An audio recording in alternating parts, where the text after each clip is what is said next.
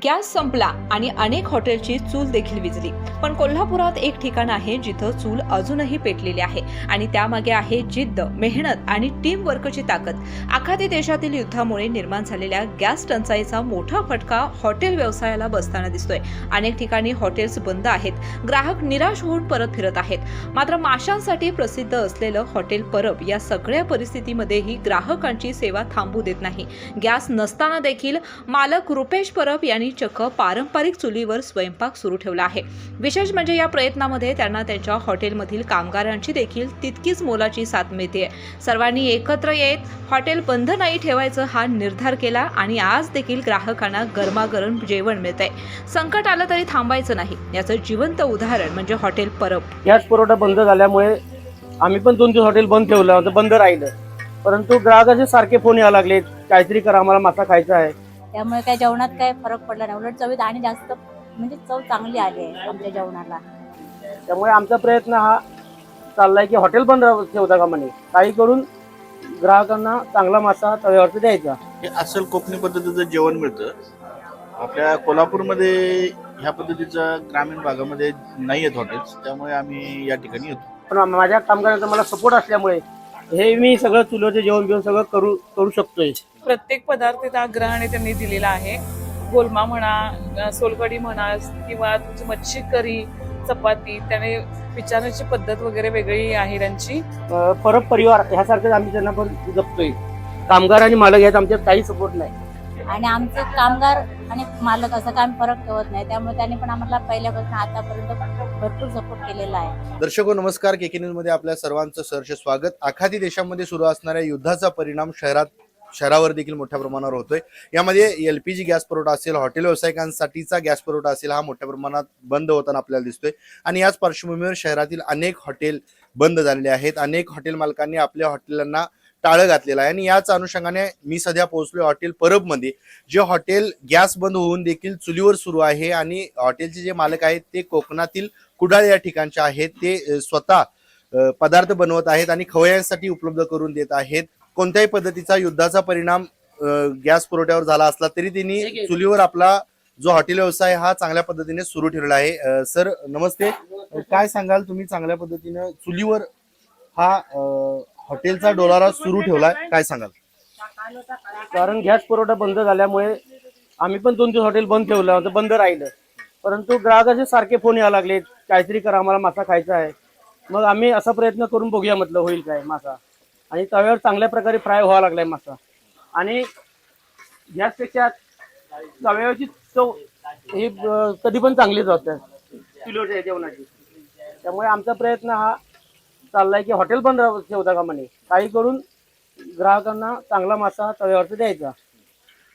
ग्राहकांची आवडीची डिश कोणती आहे या हॉटेलमध्ये? आपल्याकडे ग्राहकांची माशाची सगळी डिश आवडीची आहेत सगळ्यांना, पण जास्तीत जास्त सुरमई, पापलेट, प्रॉन्स, सौंदळा यांना मागणी जास्त आहे. मांदेली पण जास्त लागते. बघायला गेलं तर अनेक हॉटेल बंद झाल्यामुळे कामगार हे बेरोजगार म्हणजे काही प्रमाणात घरी आहेत, त्यांना पगार मिळत नाही. पण तुम्ही चांगल्या पद्धतीनं चुलीवर पदार्थ बनवून हॉटेल सुरू ठेवला, काय प्रतिक्रिया? बरोबर, कामगार बरेचसे घरी राहिले, पण माझ्या कामगारांचा मला सपोर्ट असल्यामुळे हे मी सगळं चुलीवरचं जेवण घेऊन सगळं करू शकतोय. त्यामुळे कामगार आहेत म्हणून तर मी आजपर्यंत येतो आहे. आणि कामगारांचा कायम मला पाठिंबा आहे आणि आमचं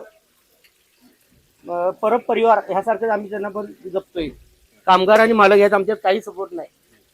मालक तुम्ही स्वतः आहात आणि स्वतः तुम्ही डिश बनवत आहात, काय सांगाल? स्वतः म्हणजे हे कसं, माशाचं प्रत्येक प्रमाण कमी जादा भाजावं लागतंय. आणि त्यात आता माझा अनुभव कमीत कमी 8 वर्षाचा झाला आहे. त्यामुळे शक्यतो मी आणि माझी मिसेस हे सगळं जेवण बनवतो आम्ही.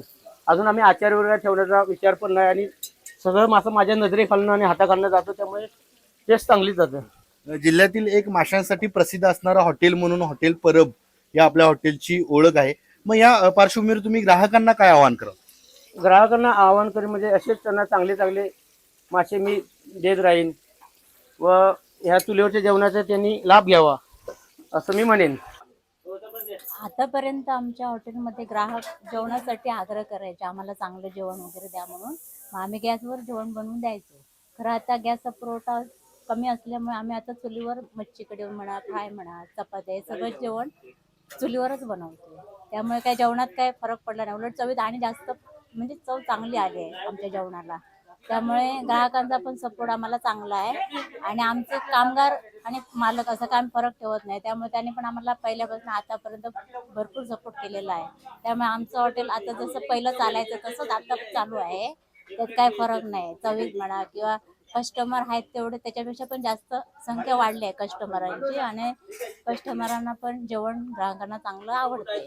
ह्या हॉटेलमध्ये आम्ही एक वर्षापासून तर येतोय. एक तिसरी चौथी वेळ आहे येण्याची. जेवण चांगलं आहे, नाचच्या चुलीवरचं असल्यामुळे क्रिस्पीनेस त्याच्यामध्ये चांगला आहे आणि चविष्ट आहे जेवण, त्यामुळे खायलाही चव वाढते.